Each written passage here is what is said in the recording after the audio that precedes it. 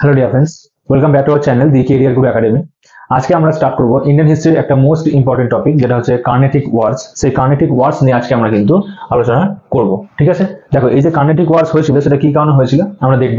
তার আগে আমরা বলি যে লাস্ট ভিডিওতে আমরা দেখেছিলাম যে চারটে মেজর পাওয়ার কিন্তু আমাদের ইন্ডিয়াতে আপাতত রয়েছে। সেই মেজর পাওয়ারগুলো কি কি? একটা হচ্ছে Portuguese East India company, second হচ্ছে Dutch East India company, British East India company এবং লাস্ট ওয়ান এসেছিল যেটা, সেটা হচ্ছে ফ্রেঞ্চ ইস্ট ইন্ডিয়া কোম্পানি। এটা আমরা আগের দিনে কিন্তু কভার করেছি, ফ্রেঞ্চ ইস্ট ইন্ডিয়া কোম্পানি ইন্ডিয়াতে এসেছে। এবার দেখো এই যে চারটে কোম্পানি ছিল কিন্তু প্রত্যেকেই কিন্তু ছিল একটা ট্রেডিং কোম্পানি, অর্থাৎ এটা সবাই ব্যবসা করতে ইন্ডিয়াতে এসেছিল এবং ব্যবসার জন্য কিন্তু এদের লড়াই, তো ব্যবসার জন্য এদের লড়াই কিন্তু হয়েছে। তো দেখো এখানে যারা পর্তুগিজ ইস্ট ইন্ডিয়া কোম্পানি ছিল সেটা কি আমরা দেখেছি যে লেখা যায় সাইডে বাই ম্যারেজ। তো বাই ম্যারেজের মাধ্যমে কি কি হয়, এরা এই রেস থেকে বাইরে হয়ে যায় কিভাবে? যে ইংল্যান্ডের যে তোমার রাজা ছিল চার্লস, সে তোমার পর্তুগিজ রাজকন্যা ক্যাথরিনকে বিয়ে করার পর তোমার কি হয়, এই যে যুদ্ধ চলছিল এখানে, মানে এই যে যুদ্ধ হয়েছে পরবর্তীকালে কার্নেটিক ওয়ার, সেই বা আর্যা যুদ্ধ, সেখানে পর্তুগিজের কোনো ইনভলভমেন্ট ছিল না।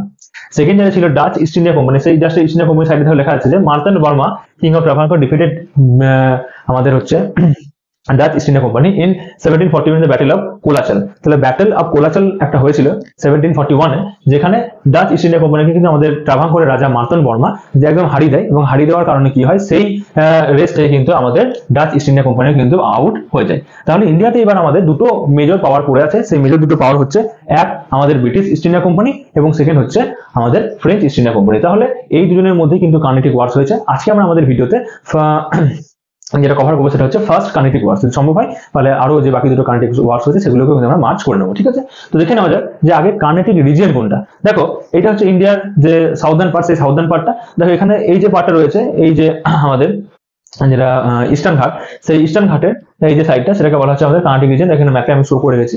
এবং সেই সময় এখনকার রাজা ছিল কিং আনোয়ার উদ্দিন 1740 সালে। এবার আমরা ফার্স্ট কার্নেটিক ওয়ারটাকে ডিসকাস করবো। ফার্স্ট কার্নেটিক ওয়ার, এখানে আমরা আলোচনা করবো ফার্স্ট কার্নেটিক ওয়ার। এই যে ফার্স্ট কার্নেটিক ওয়ারটা আমরা আলোচনা করব, তার কিছু টাইম লাইন আমরা দেখে নেবো। দেখো এক এক করে আমরা আলোচনা করবো। দেখো 1740 সাল, সেখানে লেখা আছে অস্ট্রিয়ান ওয়ার অফ সাকসেশন। তাহলে এই যে যুদ্ধটা, সেটা অস্ট্রিয়াতে শুরু হয়েছিল। অস্ট্রিয়াতে সিংহাসনে, রাজ সিংহাসনে কে বসবে, সেই অস্ট্রিয়ার সিংহাসনে বসা নিয়ে ইউরোপে তোমার যুদ্ধ শুরু হয়েছিল। সেই যুদ্ধের কারণে কি হয়েছিল, আমাদের ব্রিটেন এবং ফ্রান্স এরা কিন্তু মুখোমুখি সংঘর্ষে আছে। তাহলে এখানে কি হয়, ব্রিটেন ভার্সেস ফ্রান্স সামনাসামনি আসে। সেকেন্ড যেটা হয় সেটা হচ্ছে 1744, এই সময় কি হয়, British East India company French একটা শিপ ছিল ইন্ডিয়ান ওশানে, সেই শিপটাকে আক্রমণ করে দেয়। সেই আক্রমণ করার কারণে কি হয় তোমার, যে এই যে ফার্স্ট কার্নেটিক ওয়ার স্টার্ট হয়। তাহলে এখানে কি বলতে পারো, সেইটা হচ্ছে সেই দিন যেদিন ফার্স্ট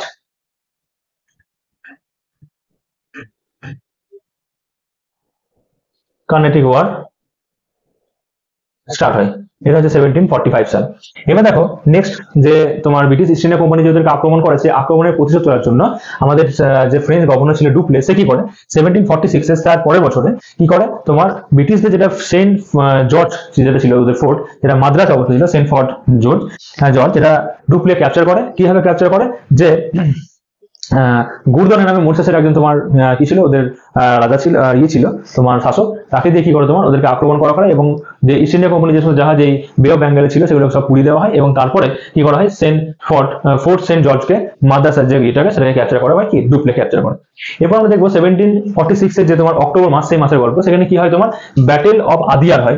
ব্যাটেল অফ আদিয়ার কি জিনিস, যেটাকে ব্যাটেল অফ স্যান্থমও বলা হয়। ব্যাটেল অফ আদিয়ার বা ব্যাটেল অফ স্যান্থম হচ্ছে সেই জিনিস যে 1746 এর যে যুদ্ধটা হয়, সেখানে কার্নেটিক রিজিয়নে যুদ্ধ হয়। এবং সেখানকার তখন রাজা হচ্ছে আমাদের আনোয়ার উদ্দিন।